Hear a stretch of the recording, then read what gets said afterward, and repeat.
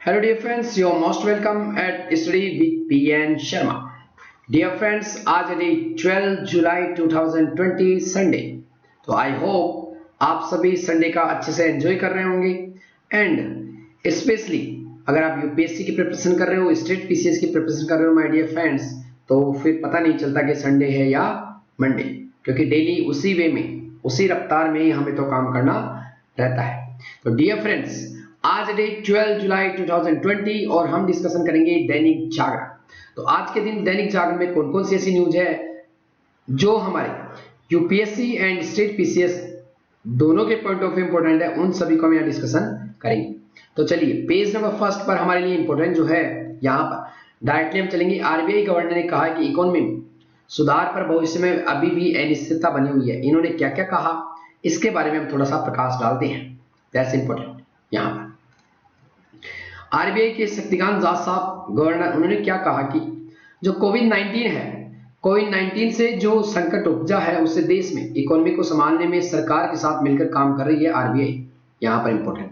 और इन्होंने क्या क्या कहा वो हमारे लिए इंपॉर्टेंट है माय डियर फ्रेंड्स, कि यहाँ पर इनका जो मेन मकसद है और जो आपके लिए काम का हो सकता है यहाँ पर भविष्य में यहाँ पर जो इंपॉर्टेंट है कि दास ने यह भी संकेत दिए कि सरकारी और निजी क्षेत्र के बैंकों को आने वाले दिनों में काफी बड़ी मात्रा में अतिरिक्त राशि की जरूरत होगी और जिसे पूरे करने के लिए कुछ इंतजाम करने पड़ सकते हैं। साथ ही भविष्य में इस तरह की अनिश्चितता के बचाने के लिए बैंकों को मौजूदा स्तर से ज्यादा राशि का अलग से इंतजाम में कैपिटल बफर करना हो। कैपिटल बफर क्या होता है माय डियर फ्रेंड्स, कि जब भी बैंक को किसी टाइप का कोई नुकसान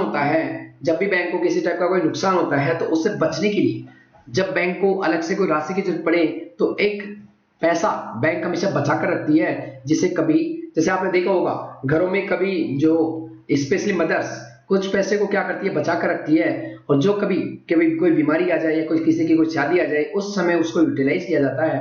तो जिस तरीके से वो बफर का काम करता है उसी तरह यहाँ कैपिटल बफर।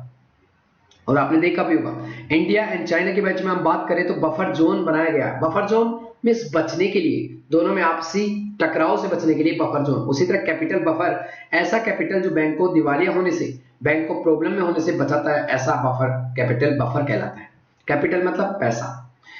यहाँ पर एसबीआई की बैंकिंग एंड इकोनॉमिक एनक्लेव में आरबीआई गवर्नर ने क्या कहा माय डियर फ्रेंड्स, कि अर्थव्यवस्था पटरी पर लौट रही है। ओके दैट्स ओके, इतना इंपॉर्टेंट नहीं है, लेकिन यहाँ पर क्या किया कि बैंकों में फंसे कर्ज की समस्या अब बढ़ने वाली है, क्योंकि जो कोरोना वायरस उसके कारण तो फंसा हुआ बैंक कर्ज क्या है, इसे बोलते हैं एनपीए, नॉन परफॉर्मिंग एसेट। तो dear friends, non performing asset क्या होता है इसके बारे में हम जस्ट देखेंगे। साथ ही बैंकों की पूंजी की दिक्कत भी बढ़ेगी। पूंजी की मतलब पैसा, उनके पास पैसा। जब एनपीए बढ़ेगा तो बैंकों को ज्यादा राशि समायोजन अपने मुनाफे से करना होगा, और इसे क्या बोलते हैं, इसे बोलते हैं provision coverage ratio. Provision coverage ratio. तो यहाँ पर अगर बैंक को ज्यादा नुकसान होता है तो वो इसका समायोजन किससे करता है, अपने मुनाफे से। तो इसे क्या बोलते हैं, provision coverage ratio. Provision coverage ratio. तो टेक्स्ट इज जस्ट एग्जांपल यहाँ पर देखते हैं माय डियर फ्रेंड्स, इन्होंने क्या क्या बोला, ये हमारे लिए इंपॉर्टेंट नहीं है, लेकिन हमारे लिए यहाँ पर एक है एनपीए। और अगर बैंकों को नुकसान होता तो कहां से समायोजन करती है और उसे क्या कहते हैं वो हम यहाँ पर देखेंगे। चलिए यहाँ पर आपको बताते हैं कि क्या कहा जा रहा है। डियर फ्रेंड्स, क्या होता है एनपीए का मतलब क्या होता है ये समझना। आए दिन न्यूज में रहता है NPA, non performing asset. Non performing का मतलब क्या होता है, ऐसी परिसंपत्तियां जो परफॉर्म ना करे। मींस बैंक को क्या होता है माय डियर, इट मींस जो बैंक है उसके पास संपत्ति जो है दो प्रकार की हो सकती है। एक उसका लोन देना, लोन जो देती है उसकी वो परफॉर्म करती है। ये लोन इसलिए परफॉर्म करती है, मींस बैंक के पास जो संपत्ति लोन के रूप में दे रही है वो उसके पास परफॉर्म करने वाले एसेट है। यहाँ पर फिर आप थोड़े से कंफ्यूज हो सकते हो, आपको पहले बताना जरूरी है माय डियर फ्रेंड, थोड़ा भी अगर कंफ्यूजन रहा तो नहीं समझ पाओगे। यहाँ पर एनपीए, नॉन परफॉर्मिंग एसेट, होता क्या है माय डियर फ्रेंड्स, जनरली आप पहले ये समझो कि कोई बैंक है, बैंक से किसी व्यक्ति, कोई व्यक्ति ए है, इसने पैसा लिया उधार पर और साथ में इसको देना था जो पैसा लिया वो प्लस ब्याज, इसके साथ वापस लौटाना था। तो अगर इस उधार में इसने अगर 10,000 रुपए लिए माय डियर फ्रेंड्स, 10,000 रुपए के साथ ये ब्याज लौटाएगा लगभग 1,000 रुपए, तो टोटल मिलाकर बैंक को 1,000 रुपए का क्या हो जाएगा, लाभ, इसलिए बैंक क्या देती है, पैसा देती है लोगों को ब्याज के रूप में।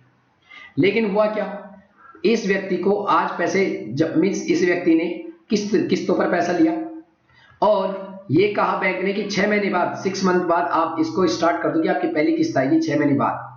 अब क्या हुआ माय डियर फ्रेंड्स, 6 मंथ में मान लो हम 1 जनवरी मान लेते हैं, 6 मंथ हो गए 1 जनवरी को, और 1 जनवरी को उसको पहली किस्त चुकानी थी, लेकिन उसने क्या किया, 1 जनवरी की जगह 1 फरवरी हो गया, 1 मार्च हो गया और 1 अप्रैल हो गया। मीन्स 1 अप्रैल तक की संख्या मीन्स 1 जनवरी से 1 फरवरी तक 30 डेज, उसके बाद 30 डेज और उसके बाद यहाँ पर 30 डेज, ऐसे करते करते अगर 91 डेज तक अगर पैसा नहीं आता है, मीन्स पहली किस्त आज जमा करानी थी 1 जनवरी को, उससे लेकर अगर 91 डेज तक वो बैंक में पैसा नहीं जमा कराता है तो वो पैसा बैंक के लिए क्या होगा, एनपीए। मीन्स बैंक ने पैसा दिया खुद के जेब से, साथ में ब्याज भी नहीं आया, दोनों अगर नहीं आ रहे हैं या दोनों में से कोई एक भी नहीं आ रहा है तो बैंक के लिए उतना ही पैसा क्या होगा, एनपीए। अगर बैंक के लिए 1000 रुपये ब्याज आता, अगर वो नहीं आया तो वो बैंक के लिए एनपीए हो गया 1000 रुपये। अगर ये 10,000 रुपये नहीं आ रहे तो वो भी एनपीए। तो चाहे ब्याज या दोनों मिलाकर या दोनों में से कोई एक, अगर व्यक्ति 91 दिनों के बाद नहीं देता है तो वो होता है NPA, non performing asset. Asset का मतलब यहाँ क्या होता है, संपत्ति। अगर कोई भी बैंक है तो कभी भी कोई भी व्यक्ति होता है उसकी दो चीजें रहती है इकोनॉमिक्स की भाषा में, एक होता है एसेट और एक होता है लायबिलिटी को अगर मैं जनरल वे में बोलूं तो इसे बोलते हैं खर्चा और इसे बोलते हैं एसेट को संपत्ति या आय। अगर किसी व्यक्ति के पास किसान है, यहाँ पर अगर किसान के पास जमीन है तो उसकी क्या संपत्ति, एसेट। अगर किसान क्या देता है, हर महीने बिजली का बिल देता है, पानी का बिल देता है, मींस इरिगेशन, खेत में ट्रैक्टर खरीदता है नया तो उसके लिए पैसा, तो ये क्या है, उसकी लायबिलिटी। मींस अगर कहीं खर्चा होता तो उसे लायबिलिटी बोलते हैं। उसीलिए बैंक के पास दो चीजें रहती है, बैंक के पास जो हम डिपॉजिट करवाते हैं बाहर जाकर, जो हम पैसा जमा करवाते हैं, वो बैंक के लिए क्या है, लायबिलिटी इसलिए क्योंकि बैंक के लिए खर्चा है। मींस बैंक हम डिपॉजिट बैंक में कराते तो ये इसका सिर दर्द है, बैंक हमें वापस लौटाएगी। अगर किसी व्यक्ति ने इसको जमा करवाया है तो बैंक को वापस लौटाना पड़ेगा। मींस डिपॉजिट क्या है, बैंक के लिए लायबिलिटी मींस खर्चा। और बैंक जो ब्याज पर लोन देती है, ब्याज पर लोन, ये ही बैंक के लिए क्या है, परिसंपत्ति मींस एसेट। परिसंपत्ति या संपत्ति एक ही बात है, ये बैंक के लिए एसेट है। एसेट क्या होती है माय डियर फ्रेंड, हमेशा याद रखना, जिससे किसी को कमाई हो, जिससे किसी को आई हो, और ब्याज पर जो पैसा देती है गवर्नमेंट, वो उसके लिए क्या है, लोन क्या है, एसेट। अब क्या हो रही है, अगर ये लोन पर पैसा दिया बैंक ने अगर लोन पर पैसा दिया किसी व्यक्ति को तो ये क्या थी, एसेट। लेकिन अब ये एसेट क्या थी, परफॉर्म कर रही थी। मींस इससे ब्याज पर पैसा आ रहा था तो बैंक को मजा आ रहा था। लेकिन अब क्या हुआ, लोगों ने लोन चुकाना बंद कर दिया तो ये जो एसेट थी ये परफॉर्म करना खत्म कर दिया इसने। तो गैर संपादीय परिसंपत्ति मींस अब ये क्या कर रही, बैंक के लिए परफॉर्म नहीं कर रही, मींस बढ़िया नहीं है, नुकसान हो रहा है इससे, तो इसे बोलते हैं non performing asset. Means bank की ऐसी संपत्ति, ऐसा लोन जो बैंक के लिए परफॉर्म करना बंद कर दिया। मींस आपने बोला होगा कि आपका एट स्टैंड में कैसा परफॉर्मेंस था, जितनी ज्यादा परसेंटेज बनेगी उतना ही परफॉर्मेंस अच्छा। किसी मैच में खिलाड़ी का परफॉर्मेंस किसके आधार पर देखा जाता है, कितना रन बना रहा है, यहां पर कि कितना उससे लाभ हो रहा है। अगर बैंक ने पैसे दिए, उससे लाभ आना ही बंद हो गया, उससे ब्याज नहीं आ रहा, पैसे भी डूब गया, तो ऐसी संपत्ति क्या हो गई, बैंक के लिए नॉन परफॉर्मिंग एसेट। तो 91 डेज के बाद अगर पैसा जमा नहीं करवाता कोई व्यक्ति तो उसे बोलेंगे एनपीए। यहां पर एनपीए का आप याद रखना, इसे बैड लोन भी बोलते हैं। तो आई होप आप सभी को समझ में होगा, इसे बैड लोन भी कहा जाता है, बैड लोन। एंड एक जो अब क्या होता है, बैंक को अगर ये नुकसान होता है यहां से, तो बैंक क्या करती है, यहां पर समझना। बैंक को जब किसी पैसे का नुकसान होता है, बैंक को अगर नुकसान होता है तो उसकी भरपाई कैसे करेगी, कि बैंक को साथ में नुकसान के साथ लाभ भी होता रहता है। अब बैंक को नुकसान इस साल मान लो 10,000 करोड़ का हुआ, इतना तो नहीं होता, नहीं तो बैंक डूब ही जाएगी, फिर तो दिक्कत ही हो जाएगा। यहां पर देखना, नुकसान मान लो बैंक को होगा 500 करोड़ का, 500 करोड़, और बैंक को यहां पर लाभ हुआ इसी साल मान लीजिए लाभ हुआ 2,000 करोड़ का। तो बैंक क्या करेगी, इन 2,000 करोड़ में से केवल लाभ कितना दिखाएगी, 1,800 रुपए, और 1,800 करोड़ रुपए का, और क्या करेगी, 200 करोड़ रुपए का क्या करेगी, इस 500 करोड़ में से 200 करोड़ रुपए का क्या करेगी, अपना समायोजन में एडजस्ट करेगी, फिर बचे 300, फिर अगले साल में फिर क्या करेगी 200, ऐसे करके क्या अपना जो नुकसान है उसकी भरपाई करती रहती है। इसे बोलते हैं पीसीआर, प्रोविजन कवरेज रेशियो, और जितना प्रोविजन कवरेज रेशियो किसी बैंक का ज्यादा होता है इट मींस उसने अपने नुकसान की भरपाई कर ली। तो किसी बैंक का प्रोविजन मींस पीसीआर रेशियो ज्यादा होना अच्छी बात है। डायरेक्टली द हिंदू में डायरेक्टली ऐसे एडिटोरियल्स आते हैं जिसमें लिखा हुआ रहता है पीसीआर का दायरा बढ़ा। डायरेक्टली बैंकों के बारे में आता रहता है कि इस बैंक का पीसीआर दायरा घटा या बढ़ा। तो ये पीसीआर क्या होता है, बैंक अपने लाभ को कम दिखाकर जो नुकसान हुआ उसकी भरपाई जिसके द्वारा करती है उसे ही कहते हैं पीसीआर, प्रोविजन कवरेज रेशियो। तो आई होप आप सभी को समझ में आया होगा। अगर आप लोगों को समझ में आता है तो नीचे मुझे कमेंट बॉक्स में क्रिस्टल क्लियर ऐसा लिख के भेज सकते हो माय डियर फ्रेंड्स, ताकि पता रहे कि या कोई क्वेश्चन पूछ सकते हो आप, कोई क्वेश्चन पूछ सकते हो। चलिए नेक्स्ट, यहां पर नेक्स्ट पॉइंट देखते हैं आगे। यहां पर दैट्स इंपॉर्टेंट, बेहद नजदीक की सेनाएं वापसी प्रक्रिया जारी। इन्होंने कहा माय डियर फ्रेंड्स कि यहां पर और उन्होंने क्या बोला, हमारे काम की नहीं है ज्यादा, लेकिन हमने देखा कि पूर्वी लद्दाख का पूरा मामला है, हमने पहले भी इसके बारे में काफी बार डिस्कशन किया था। आई होप जो मेरे साथ लगातार जुड़े हो सब जानते हैं। अगर किसी को प्रीवियस लेक्चर्स को देखकर और अच्छे से समझना है तो कोई भी लेक्चर में जाकर आप इंडिया एंड चाइना के बीच में जो प्रॉब्लम है उसको समझ सकते हो। पैंगोंग इलाके में, पैंगोंग इलाके जो पैंगोंग झील है उसमें चीन की मौजूदगी में कमी हुई है। मींस जो वास्तविक नियंत्रण रेखा पर भारत और चीनी सेनाएं पूरी तरह से पिछड़ने की प्रक्रिया को अंतिम रूप देने के उद्देश्य से लेफ्टिनेंट जनरल स्तर की एक और वार्ता होगी। और पहले चीनी सेना ने फिंगर 4 से अपनी मौजूदगी और कम की है और पैंगोंग झील से कुछ नावों को बैठा लिया है।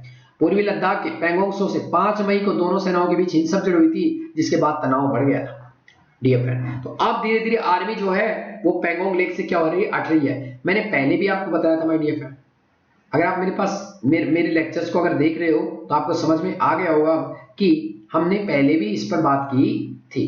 पैंगोंग लेक है कहां वो मैंने आपको अच्छे से समझाया था, अगेन आपको समझा देते हैं। यहां पर यस, यहां पर देखना, हमने देखा कि LAC line of actual control, line of actual control जो अक्साई चीन जो हमारा ही पार्ट था लेकिन चाइना ने 1962 के युद्ध में छीन लिया था। और इधर है लद्दाख। लद्दाख की अगर बात करूं north south east and west, तो उत्तर दक्षिण पूर्व और पश्चिम, तो पूर्वी लद्दाख का ये वाला पार्ट। पूर्वी लद्दाख में यहां पर गलवान वैली, यहां से चाइनीज आर्मी पीछे हट गई है, हॉट स्प्रिंग से पीछे हट गई है। अब बात की जा रही है पैंगोंग त्सो लेक, तो पैंगोंग लेक और बची है, पैंगोंग लेक और बची हुई यहां पर, यहां है पैंगोंग लेक। तो यहां पर है फिंगर 4 एरिया, तो फिंगर 4 एरिया से भी पीछे हट रही है, पैंगोंग लेक से भी पीछे हट रही है। तो ये सभी पॉइंट्स आपको याद होना चाहिए कि हमने पहले भी बात की थी कि कहां पर एलओसी है, कहां पर एलएसी है, दोनों में क्या डिफरेंस है, इंटरनेशनल बाउंड्री में क्या डिफरेंस है, इन सभी प्रीवियस लेक्चर्स में बातें हुई है। चलिए अब आगे पेज नंबर 2, कोई काम की न्यूज नहीं माय डियर फ्रेंड्स, कोई काम की न्यूज नहीं है। पेज नंबर 3, पेज नंबर 3 में यहां पर थोड़ा सा याद रखना कि पैंगोंग त्सो इलाके से चीनी सैनिक की मौजूदगी में और कमी हुई है। दैट्स इंपॉर्टेंट, यहां पर ये हमारे लिए इंपॉर्टेंट है, इसके बारे में थोड़ा सा पढ़ेंगे, उसके बाद यहां पर और कोई न्यूज नहीं है, इसको हम पूरा अच्छे से थोड़ा सा देख लेते हैं कि अजीत डोभाल साहब क्या कहना चाह रहे हैं। वास्तविक नियंत्रण रेखा, वास्तविक नियंत्रण रेखा में एलएसी पर भारत और चीनी सीमाएं पूरी तरह से पीछे हटने की प्रक्रिया का अंतिम रूप देने के लिए अब लेफ्टिनेंट जनरल स्तर की वार्ता होगी। 3 वार्ताएं हो चुकी हमने देखा, 6 जून, 22 जून और 30 जून को 3 वार्ताएं हो चुकी, अब तीसरी चलेगी। इसमें बातचीत से पहले चीनी सेना ने फिंगर 4 एरिया पर अपनी मौजूदगी और कम की है और पैंगोंग झील से कुछ झीलों जो नाव है उनको बैठा लिया है। हमने ये भी देखा कि पूर्वी लद्दाख की पैंगोंग जो लेक है, अभी हमने दिखाया वहां पर 5 मई को दोनों सेनाओं के बीच हिंसक झड़प हुई थी, उसके बाद तनाव और बढ़ गया था, अब वहां से कम हुआ है। यहां पर सैन्य स्तर की जो बातचीत की उम्मीद है कि दोनों पक्ष विशेष रूप से जो पैंगोंग लेक है और साथ में देपसांग वैली से सेनाओं को हटाने पर ध्यान केंद्रित करेंगे। Depsang valley my dear friends, मैंने बताया कि वहां पर सबसे ऊपर था गलवान घाटी, उसके बाद हॉट स्प्रिंग और एक था वहां पर पैंगोंग त्सो लेक। तो यहां पर आता है दोनों के बीच में, यहां पर जो गलवान वैली और यहां पर हॉट स्प्रिंग, इसके बीच में आता देपसांग वैली। इसके अलावा उम्मीद जताई जा रही है कि समन्वित तरीके से दोनों पक्षों की सेनाएं पीछे हटेगी। ये हम यही चाह रहे हैं कि जो स्टैंड ऑफ है वो धीरे धीरे क्या हो, खत्म हो। तो यहीं पर हमने देखा कि सूत्रों के अनुसार पूर्वी जो लद्दाख है उसमें वास्तविक नियंत्रण रेखा पर पीछे हटने की प्रक्रिया प्रथम चरण में चीनी सेना ने गलवान वैली, घोघरा रीजन और हॉट स्प्रिंग इनसे पीछे हट रही है। तो ये हमने सब देखा था कि हॉट स्प्रिंग कहां है, घोघरा रीजन कहां है, गलवान वैली कहां पर है, ये सभी। और यहाँ पर फिंगर 4 एरिया से भी अब चीनी द्वारा अपने सैनिकों को वापस बुलाया जा रहा है और उन्होंने पैंगोंग झील से कुछ नावें भी अठा ली है। That's important, that these are the important points. और हमने प्रीवियस जो लेक्चर्स थे उनमें डायग्राम के साथ मैंने काफी अच्छे से आपको बताया है कि ये सभी जो मुद्दे हैं वो कहां से रिलेटेड है और कहां पर ये हो रहे हैं, अगर मैंने आपको बताऊं माय डियर फ्रेंड्स, अगर आपको बताऊं तो मैंने प्रीवियस लेक्चर्स में भी आपको काफी अच्छे से बताया था कि यहाँ पर एक पेंगोंग लेक है, पूरा पानी है चारों तरफ माय डियर फ्रेंड्स। और ये फिंगर एरिया क्यों बोलते हैं? फिंगर मतलब अंगुलियां, और अंगुली को जैसे झील में क्या इस तरह के स्ट्रक्चर्स बने हुए हैं जमीन के हम अच्छे से जानते हैं। तो ये जो एरिया है यहाँ पर फिंगर 4 एरिया तक इंडिया का पार्ट है। इंडिया दावा करता है फिंगर 8 एरिया तक। चाइना क्या करता है? फिंगर 4 एरिया तक अपना दावा करता है। तो इंडिया यहाँ तक और चाइना यहाँ तक, तो दोनों के बीच में ये जो एरिया डिस्प्यूट का एरिया, दोनों फिंगर 4 से लेकर फिंगर 8। चाइना जो आर्मी थी यहाँ से हटकर कहाँ आ गई? जो डिस्प्यूट एरिया था फिंगर 4 एरिया तक, अब यहाँ से हटेगी चाइनीज आर्मी। यहाँ पर इसकी नाव थी चाइना की, इनको भी पीछे हटाया जाएगा। उसके अलावा हमने देखा कि गलवान वैली यहाँ पर LAC। अगर आप यहाँ प्रीवियस डायग्राम देखो तो इजी है, यहाँ पर देखना, यहाँ पर जो डायग्राम है, यस यहाँ पर ये वाला, यहाँ पर गलवान वैली, यहाँ पर हॉट स्प्रिंग और ये पेंगोंग सो लेक। तो इन्हीं को इसी डायग्राम में अगर देखें तो गलवान वैली सबसे ऊपर, hot spring and Gogra region और पेट्रोलिंग पॉइंट 14, 15 ये सभी यहाँ पर, और थर्ड नंबर पर यहाँ पेंगोंग सो लेक, यहाँ पर अभी भी स्टैंड ऑफ चल रहा है। तो इसके बारे में बातचीत का स्तर अभी और बढ़ेगा। अभी कहा जा रहा है कि और कमांडर लेवल की बातचीत होगी, उसके बाद इसे सॉल्यूशन किया जाएगा। चलिए आगे, पेज नंबर 4, कोई काम की न्यूज नहीं है, अननेसेसरी अपना टाइम वेस्टेज ना करें my dear friends. Page number 5, यहाँ पर भी किसी टाइप की कोई न्यूज नहीं है, नो नीड टू डिस्कस। हाँ, थोड़ा खुद की तरफ से पेपर जरूर पढ़ा करो माय डियर फ्रेंड्स, ताकि चीजों को आप ऑब्जर्व कर सको।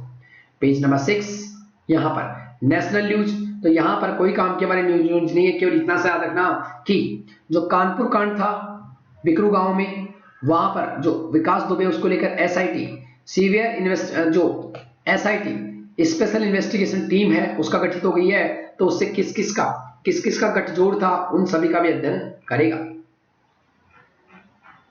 पेज नंबर 7 पर यहाँ पर कोई ऐसी न्यूज मुझे नहीं लग रही जिसका डिस्कशन किया जाए आज बिजनेस में। और यहाँ पर पेज नंबर 8 पर अगर जाएंगे तो यहाँ पर ध्वस्त की जाए माफिया संस्कृति, माफिया में वही विकास दुबे।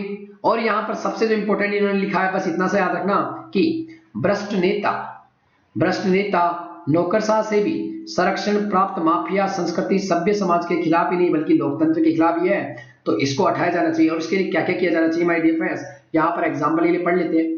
कुख्यात विकास दुबे के मामले में अंदेशा था कि वही हुआ, मुठभेड़ में मार गिराया, और ठीक यही उसके आतंक से पीड़ित प्रताड़ित लोगों के साथ अन्य तमाम भी खुश हैं। लेकिन क्या किसी लोकतंत्र व्यवस्था में माफिया तत्वों का सफाई यही उचित तरीका है? तो ये गलत है। कहीं विकास दुबे इसलिए तो नहीं मारा गया कि नेता नौकरशाह माफिया गठजोड़ का राज उगल दे, इसलिए क्या पता उसका इसलिए भी क्या कर दिया गया हत्या। तो ये सबसे इंपॉर्टेंट है कि अगर हमें यहाँ पर सबसे इंपॉर्टेंट है कि जो उसका अगर देखें तो राजनीतिक दलों के नेताओं में खुला संरक्षण पाने लगा था वो, और इसी बल पर लंबे समय तक वो गांव का प्रधान और जिला पंचायत सदस्य भी रहा। सबसे इंपॉर्टेंट बात, उसकी पत्नी ने भी सपा के समर्थन में जिला पंचायत सदस्य का चुनाव लड़ा, और उसे केवल विभिन्न दलों के नेताओं का समर्थन नहीं मिला बल्कि भ्रष्ट पुलिस वाले भी उसके संरक्षण में थे। तो ये सभी प्रॉब्लम्स जो रहती है इंडिया में माय डियर फ्रेंड्स, सबसे जो मेन इंपॉर्टेंट है वो वही है। साथ में यहाँ पर जो सबसे इंपॉर्टेंट है कि नाम ने तो गैंगस्टर की सूची में शामिल किया गया था, उसका नहीं भूमाफिया की सूची में वो काफी गलत काम कर रहा था, उसके बाद भी इन सूचियों में उसका नाम नहीं था। तो कुल मिलाकर उसको संरक्षण दिया जा रहा था। यहाँ पर जो मेन इंपॉर्टेंट है कि चूंकि एनकाउंटर में बड़े और साथी अपराधी मारे जाते हैं, इसलिए आतंक से त्रस्त लोगों को सुकून नहीं मिलता और पुलिस का भी सरदर्द कम होता है। लेकिन यह नहीं कहा जा सकता कि इससे अपराधियों का मनोबल टूटता है। यदि ऐसा होता तो दुबे का माफिया के रूप में उभार ना होता। कुल मिलाकर यहाँ पर माय डियर फ्रेंड्स क्या कहा गया वो आपके लिए इंपॉर्टेंट है। एनकाउंटर त्वरित न्याय का विकल्प नहीं हो सकता। न्याय का तकाजा यही कहता है कि अपराधी न्यायिक प्रक्रिया के तहत सजा पाए, लेकिन ऐसा नहीं हो रहा। इसी कारण एनकाउंटर प्रवृत्ति बढ़ रही है। These are important points. और यहाँ पर एनकाउंटर की वजह यह भी है कि आमतौर पर कुख्यात बदमाश के खिलाफ सबूत नहीं मिलते, लेकिन उसके लिए पुलिस की कार्यप्रणाली के साथ कानूनी तौर तरीके से और खासकर लच्चर IPC Indian penal code, CRPC criminal procedure code, ये सभी जिम्मेदार है। क्या किसी चीज छिपा है कि इन संहिताओं की कमजोरी का लाभ अपराधी और माफिया उठा रहे हैं? ये सभी में इंपॉर्टेंट है, क्योंकि इनमें भी सुधार करना पड़ेगा, चाहे वो सीआरपीसी हो चाहे आईपीसी हो, इन सभी में सुधार करना पड़ेगा। साथ में हमें ये भी देखना पड़ेगा कि राजनीति के अंतर्गत राजनीतिक इच्छा शक्ति का अभाव है। राजनीतिक इच्छा शक्ति के अभाव के कारण माफिया संस्कृति पनप रही है। तो कहीं न कहीं ये जो राजनीति और माफियाओं का गठजोड़ है, इसको माय डियर फ्रेंड्स तोड़ना पड़ेगा। यहाँ क्या होता है, संरक्षण पाकर माफिया तत्व जमीन पर कब्जा कराते हैं, कालाबाजारी में लिप्त रहते हैं और विरोधियों की हत्या करते हैं और अपहरण और लूटपाट करते हैं। अधिकतर अवैध कॉलोनियां भी इनकी ओर बसाई जाती है, जो अबंध, दबंग और अपराधी प्रवृत्ति के होते हैं। ये सभी बड़ी प्रॉब्लम है माय डियर फ्रेंड्स, ये सभी प्रॉब्लम है। तो यहाँ पर सबसे जो इंपॉर्टेंट है कि चूंकि भ्रष्ट नेता और नौकरशाहों को ऐसे तत्वों को संरक्षण देकर खुद कमाई का मौका मिलता है, तो वे क्या है, माफियागिरी को बढ़ावा देने में अपना हित समझते हैं। यहाँ पर सबसे मेन रीजन यहाँ पर ये, तो ये बंद होना चाहिए, चलिए आगे। और यहाँ पर हमारे लिए कोई इंपॉर्टेंट न्यूज नहीं है। टिड्डी दल, एक मुलाकात टिड्डी दल के साथ, कोई काम का नहीं, व्यंग है। दवा के मामले में उम्मीद की कारण 15 अगस्त तक ये दवा आएगी, तो कोई काम की नहीं है। पत्र और पुस्तक से चुनावी दांव, कोई काम का न्यूज नहीं है, छोड़ देना। कांग्रेस को मिला, कोई काम का नहीं, कांग्रेस को मिला विकास का मसला, कोई मतलब नहीं है। अंतरराष्ट्रीय, यहाँ पर ट्रंप का चुनावी मसला है, हमें कोई लेना देना नहीं है, कोई लेना देना नहीं है। साथ में अमेरिका में और ज्यादा महामारी बढ़ रही है। यहाँ पर आगे हमारे लिए कोई इंपॉर्टेंट न्यूज नहीं है, लेकिन इस न्यूज का आप याद रखना, सोशल मीडिया प्लेटफॉर्म्स का गलत इस्तेमाल किया जाता है माय डियर फ्रेंड्स, और कई बार चुनाव का जो परिणाम रहता है उनको भी चेंज कर दिया जाता है। इसीलिए इस बार राजनीतिक विज्ञापन जो है, राजनीतिक जो अमेरिका है, वहां पर क्या हो रहा है माय डियर फ्रेंड्स की दुनिया की दिग्गज सोशल मीडिया जो साइट है फेसबुक, पूरे नेटवर्क पर राजनीतिक विज्ञापन पर रोक लगाने पर विचार कर रही है। प्रतिबंध अमेरिका में इस साल होने वाले नवंबर में चुनाव के पहले लगाया जा सकता है। मींस राजनीतिक विज्ञापन का उपयोग नहीं कर सकेगा फेसबुक पर कोई भी राजनीतिक विज्ञापन नहीं लगेगा, इसलिए। और दबाव में सोशल मीडिया जो कंपनियां दबाव में भी है, राजनीतिक विज्ञापन पर रोक लगाने की तैयारी ऐसे समय में चल रही है जो फेसबुक को अपने प्लेटफॉर्म पर नफरत भरे संदेश, गलत सूचनाओं को पनपने देने की छूट देने के आरोप में अपना सामना करना पड़ रहा है। और इसके साथ ही सोशल मीडिया कंपनी भारी दबाव बनता जा रहा है। ऐसा माना जा रहा है कि इसी के चलते सियासी विज्ञापनों पर रोक लगाने की तैयारी, और ये अच्छा फैसला है, क्योंकि जो चुनाव है उनका परिणाम इससे चेंज होता है। इसलिए इस पर अगर बैन लगता है तो अच्छी बात है। चलिए डियर फ्रेंड्स, आज मेरी आवाज थोड़ी इसलिए ऐसी आ रही है कि गला बैठा हुआ है, ठंडा पानी पी लिया गया, और थोड़ा चिल्ला कर जो पढ़ाते हैं उसके कारण भी प्रॉब्लम हो रही थी। तो ऐसा मत सोचना कि आवाज को क्या हो गया, बस ठंडा पानी के कारण ऐसा हुआ है। थोड़ा पसीना रहता है, उसके बाद ठंडा पानी पी लेते हैं, उससे गला खराब हो जाता है। इसलिए आप सभी को भी मेरा ये सजेशन है कि अगर कहीं बाहर जाओ, बाहर जाना नहीं है वैसे, लेकिन गर्मियों में अगर आपको बॉडी में पसीना आ रहा हो, स्वेटिंग हो रखी हो, तो थोड़ा सुखा कर उसके बाद ठंडा पानी पिए, अदरवाइज आपका गला जाम हो सकता है और ज्यादा प्रॉब्लम क्रिएट हो सकती है। चलिए आगे, पेज नंबर 13, कोई काम की न्यूज नहीं है डियर फ्रेंड्स, कोई काम की न्यूज नहीं है। पेज नंबर 14, यहां पर भी किसी भी टाइप की कोई न्यूज हमारे काम की नहीं है। सो डियर फ्रेंड्स, ये सभी आज की न्यूज थी जिनका हमने डिस्कशन किया। तो डियर फ्रेंड्स, अगर आपको अच्छा लगता है वीडियो, तो मैंने पहले भी बोला था माय डियर फ्रेंड्स कि अगर आपको समझ में आता है तो सीसी क्रिस्टल क्लियर आप लिख सकते हो। अगर आपको कोई प्रॉब्लम है तो आप पूछ सकते हो माय डियर फ्रेंड्स, पूछ सकते हो।